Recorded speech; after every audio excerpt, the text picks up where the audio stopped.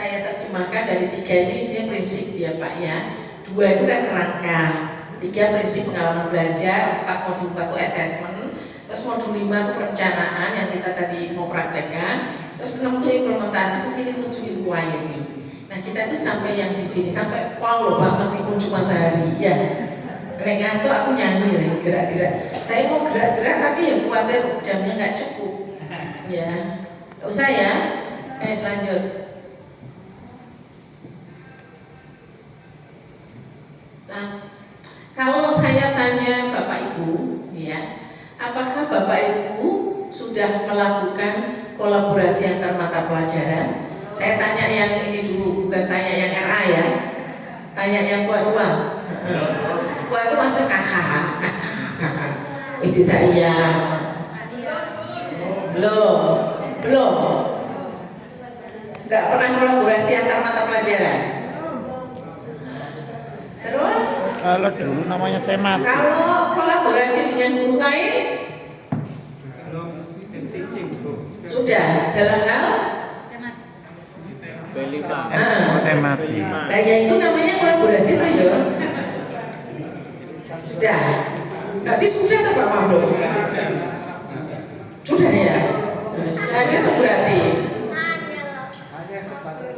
Saya tanya lagi, Bapak Ibu, apakah Bapak Ibu merasa ketika ada kolaborasi antar mata pelajaran atau antar guru itu ada manfaatnya? Saya jawab RA, saya jawab. Saya nanya yang gede-gede ini loh, yang tidak ya, sanawiyah. Kalau SD kan ada ya. Baik, namanya kolaborasi ya ada Bu. Terus saya tanya lagi, dengan siapa saja Bapak Ibu melakukan kolaborasi itu? Kalau materinya itu mirip, ada kemiripan, bisa dilakukan. Contohnya pelajaran matematika dengan pelajaran ekonomi. Ya kalau dengan seni apa nggak bisa? Bisa Pak. Terus? Ya terus? Pelajaran fikih dengan pelajaran matematika bisa. Campur. Tentang 2 pula. Pakai matematika bisa, pakai Fikih bisa. Terus ada lagi?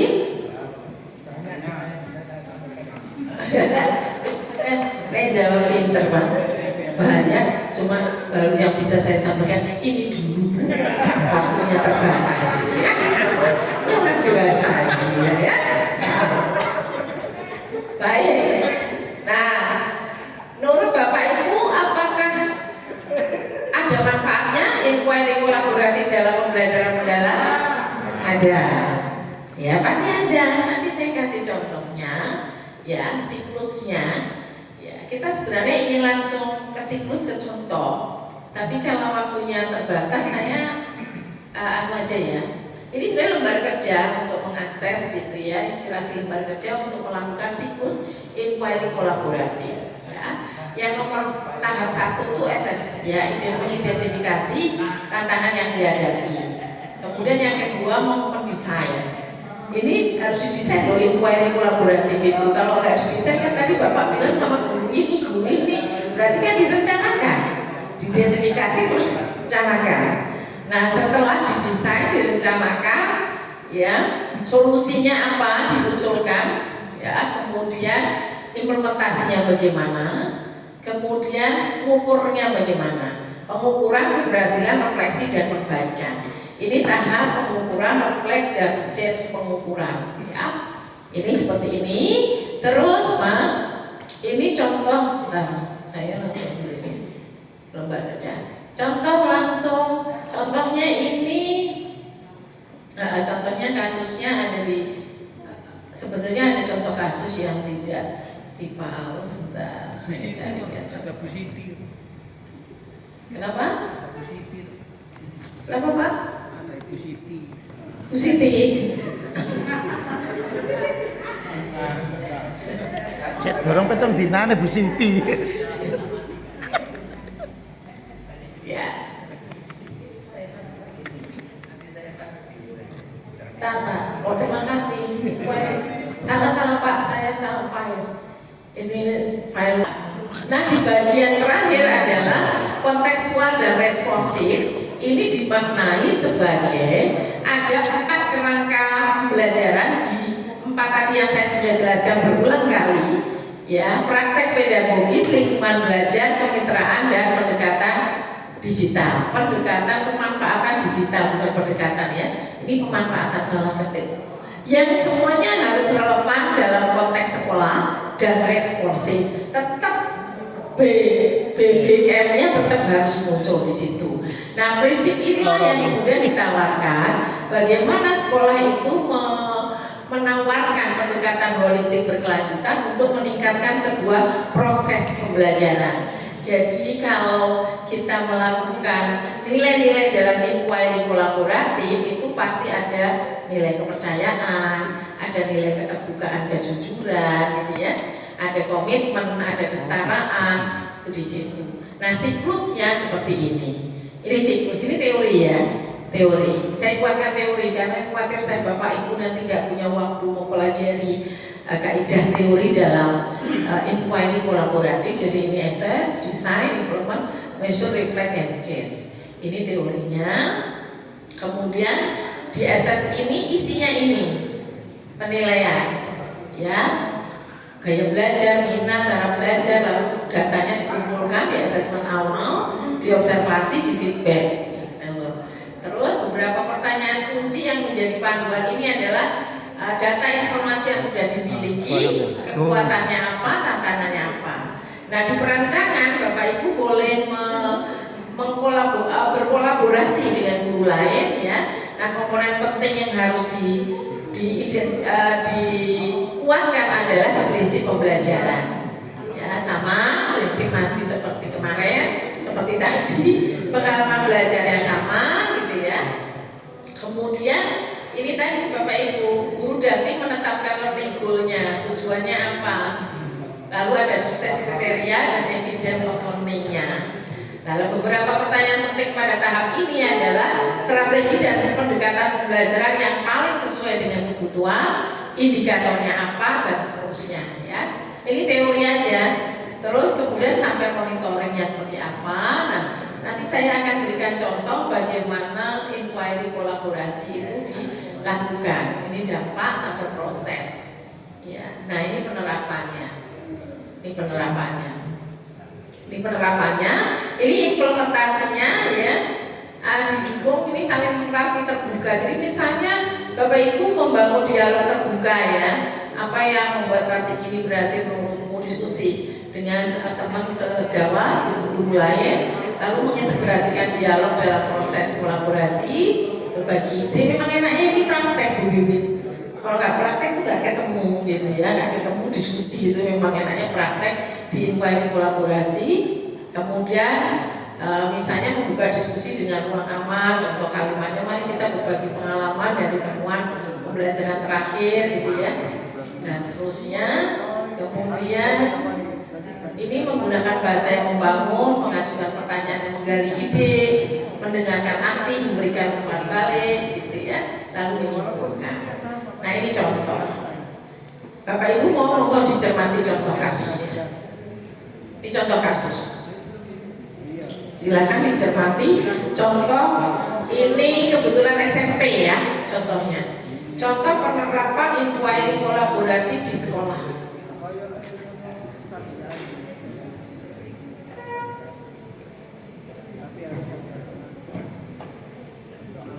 Nah, contohnya ini di SMP, kemudian di SMP di Jawa Tengah cukup kompleks pada materi IPA tentang banjir. Sekolah ini memiliki murid yang berasal dari lingkungan yang sering terdampak banjir. Saya kira cocok iki karo benceng, ya.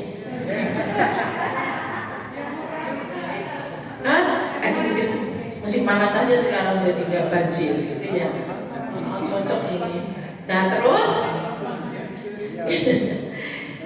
materi itu sangat relevan kan dengan kehidupan sehari-hari, ya kan? Terus guru menyadari bahwa pembelajaran ini cenderung bersifat teori. Nah, kalau kaitannya banjir, pokok teori, gitu kan ya?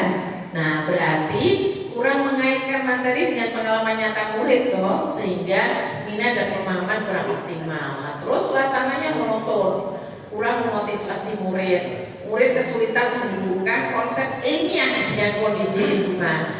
Guru merasa perlu merancang yang berkesadaran bermakna. Terus piye ngerancangannya? Nah, ini beberapa guru IPA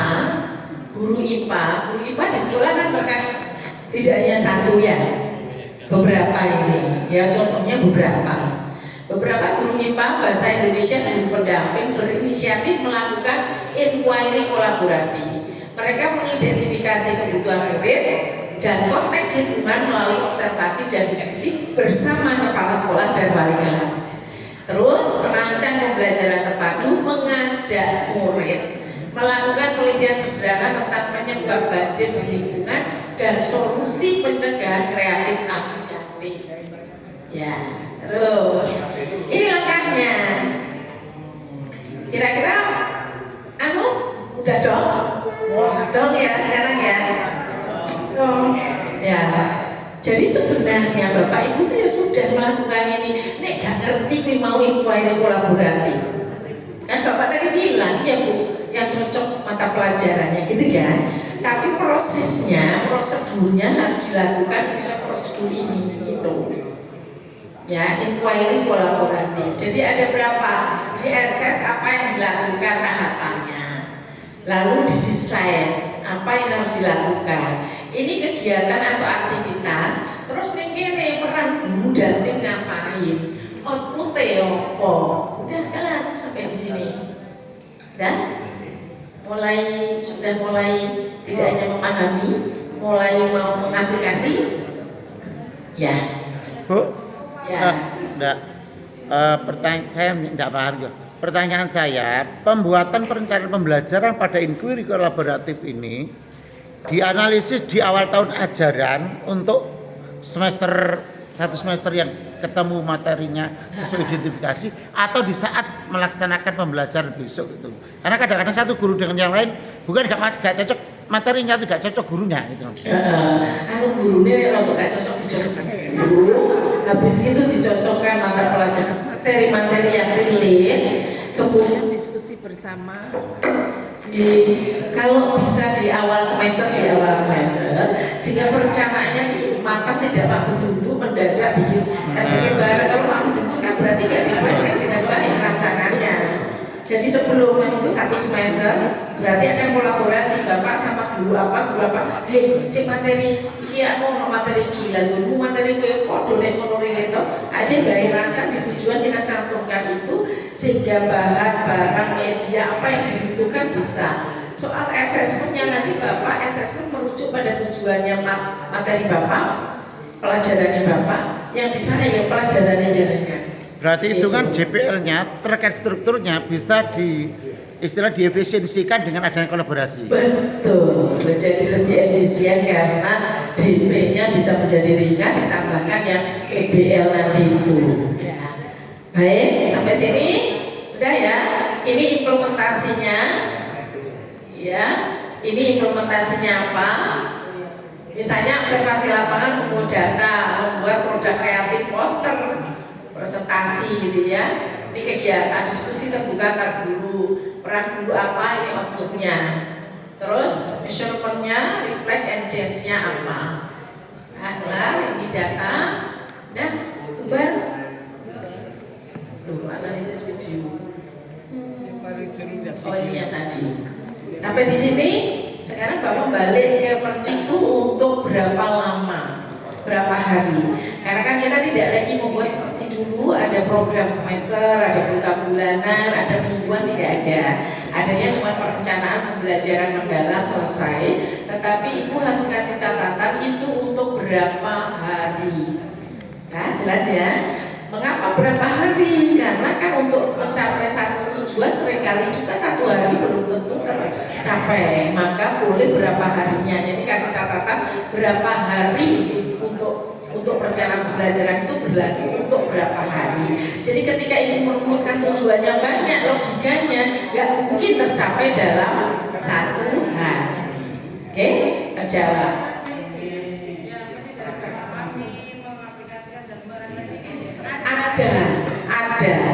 Ada semuanya. Nah ini contoh Ini contohnya. Ini contohnya yang Pak izin ya, kakak-kakak ya. Kakak saya menjelaskan dulu adik ya. Ini daripada nanti pulang adik nyamuk nangis lagi. Nah ini yang dipilih. Saya kesini ya. Ini nggak bisa pakai ini ternyata. Saya harus kesini. Saya besarkan sedikit. Nah, udah terlihat? Ya, kakaknya boleh melamun dulu. Nah, melamun membayangkan membuat yang untuk ibtidaiyah, sanawiyah ya. Identifikasinya dimensinya 3. Ya, memilih. Terus ini ada 5 tujuannya, 1, 2, 3, 4. Mari kita lihat. Apakah, cek ya, saya cek ya. Mengenal Tuhan cocok dengan DEPL? Cocok. Menerima ajakan dan ikut bermain bersama beberapa teman?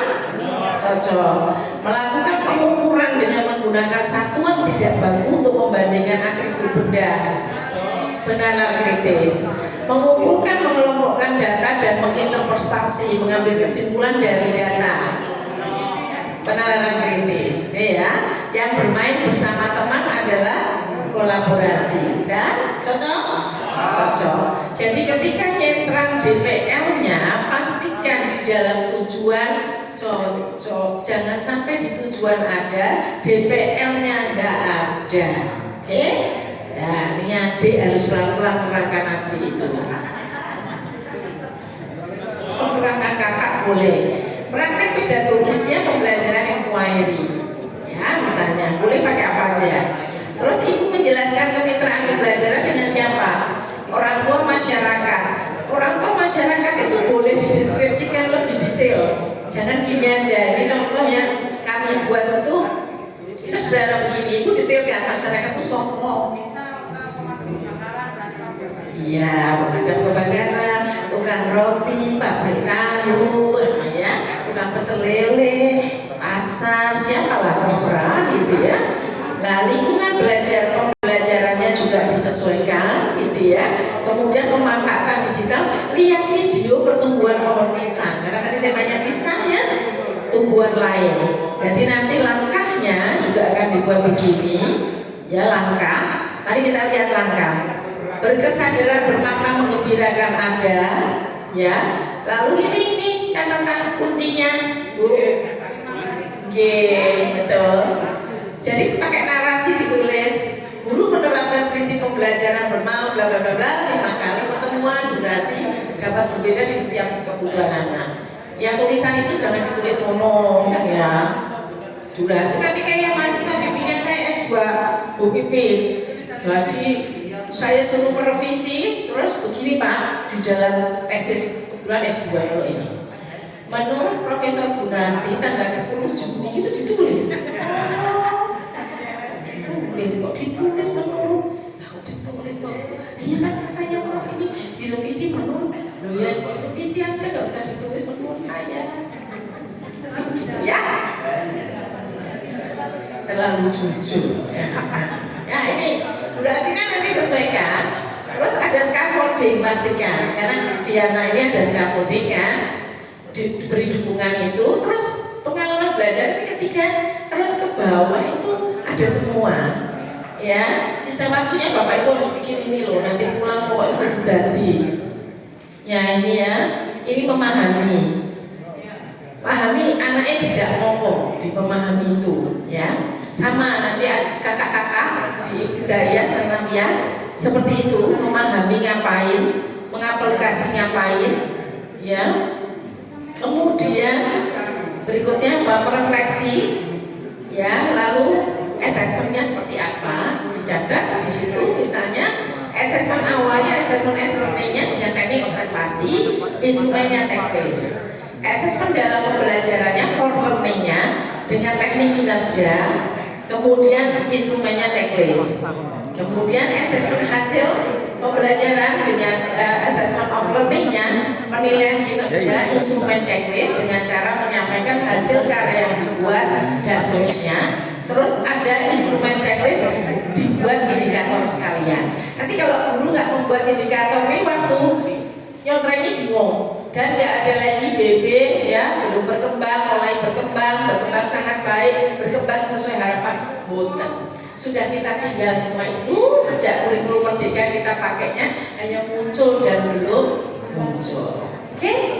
Ya Bu, nggak usah bau badan, nggak usah kita tinggal ya. Ya BB, BB bau badan gitu ya. Sudah mulai bau itu sudah ditinggal ya. BB, MB, BSB itu semua ditinggal. Oke? Amor, jelas? Ya.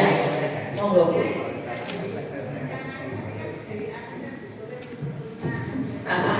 Yeah.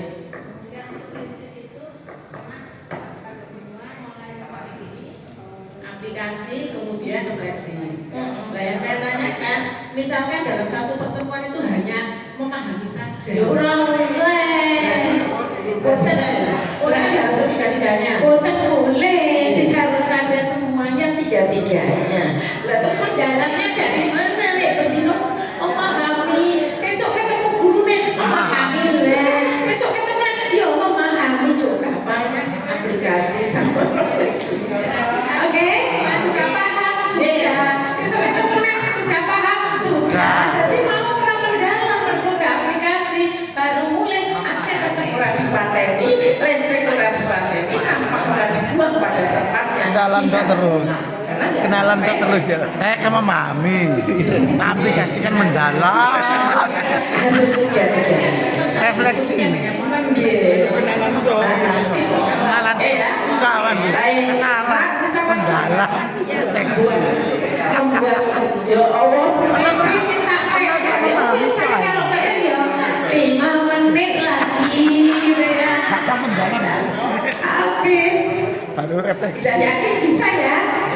Insya Allah ya. Mungkin nanti saya dikirimi ya perencanaannya ya. Mendalam. Semua. PR ya Pak ya. Ya. Baik. Jadi refleksinya apa kita hari ini Pak? Dari pagi sampai sore. Alhamdulillah. Banyak kekurangan yang perlu kita Yang belajar, mana? Bu. Nggak pakai template. Ya udah itu aja rambu-rambunya ada itu. Nggak pakai template. Kan tadi saya bilang formatnya bebas. Yang ini belum boleh baik.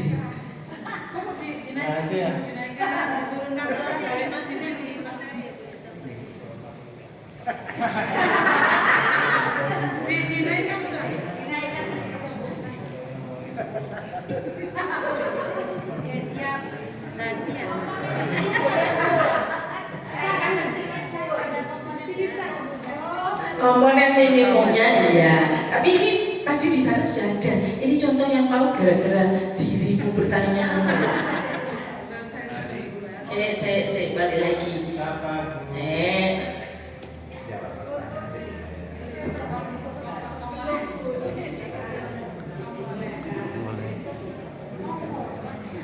Yang contoh di paut tadi. Kalau yang lain ini kan template ini kan maksudnya identifikasi ini kan. Oh ya, sip tak carikan ya.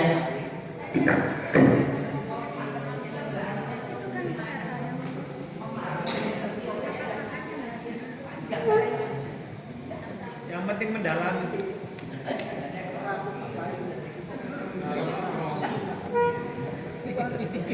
Semangat.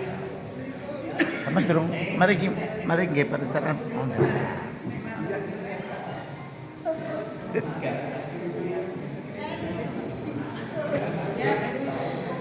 Ini ya tidak, ini kan komentaran loh Pak, sebentar. Identifikasi komponen yang biasanya dimunculkan dalam perencanaan. Ini kan 3, 4 ini maksudnya itu kan. Ini kan. Ini tuh maksudnya. Ya monggo. Ya kayak beginilah formatnya. Komponen minimum perencanaan pembelajaran, 1 identifikasi. Di identifikasi itu ada DPL ya. DPL-nya 8. Ya, di potret ya nggak apa-apa kok di potret ya. Kemudian ada TPY Bapak Ibu. Terus ada desain itu ada praktek pedagogis, ada kemitraan, ada lingkungan, dan ada pemanfaatan digital. Kenapa? Nggak usah di komponen. Tapi kan ini sudah merujuk pada CP ya Pak ya, kan acuan loh jadi CP-nya. Kemudian pengalaman belajarnya, ya pengalaman belajar langkah-langkah, ya itu di langkah-langkah itu tadi Bu, yang pertanyaan Ibu harus ada harus tiga itu, memahami, mengaplikasi dan refleksi. Lalu ada assessment. Nah itu aja Bu, gampang ya Pak ya, gampang nek nonton.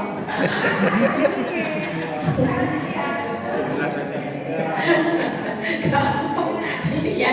Nanti guru-guru tuh pintar Pak sudah. Bapak kan mengawasi, nggak nyuruh guru-guru bikin, kita mengawasi. Kan mengawasi. Tapi itu bisa betulkan loh Pak. Mengawasi, nyalake, itu bisa menghaki. Itu aja tuh prinsipnya. Tapi jenengan, saya itu bangga loh undang pengawas-pengawas ini mau duluan belajar ketimbang gurunya. Kadang itu balik gurunya wis ngerti, pengawasnya ngerti. Ya kan kemarin-kemarin begitu toh, gurunya melodi pelatihnya, perempuan gurunya wis ngerti, pengawasnya malah loh, orang sengaja meneh. Ajak balik kalau gini, guru bersih, pengawas bersih luar biasa, tepuk tangan dulu. Ketuanya ini ya, nanti diajari gitu, ini luar biasa. Kira-kira begitu, nanti di PR-kan, karena tadi janjian jadwalnya sampai pukul 15 ya saya ikuti wong ditawar. Bu, ada biasanya kalau di RPP itu kan ada identitas yang buat, identitas kelas ataupun apa, ada pembelajaran mendalam ini gimana? Ya ditambah juga apa-apa. Boleh. Ini kan komponen Nah, kita biar menyamakan persepsi apa saja yang masuk gitu. Ada masukkan identitas. Kalau nggak ada identitas nanti kehilangan. Iya, betul. Setuju. Dalam Pak.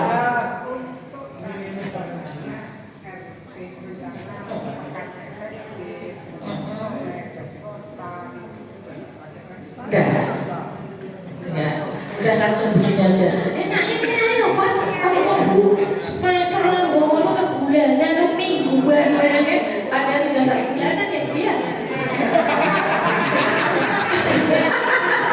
Alah Bapak tahu aja, kamu bulanan udah pakai ini saja sudah kan simpel aja. Yang penting mendalam.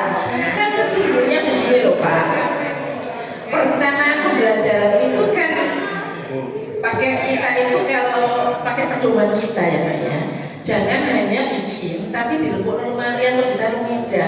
Saya itu jujur aja saya pernah ngajar Pak di SMA sebelum saya lulus kuliah tahun 84 ya, 83, 84 dan jadi barangkali ya.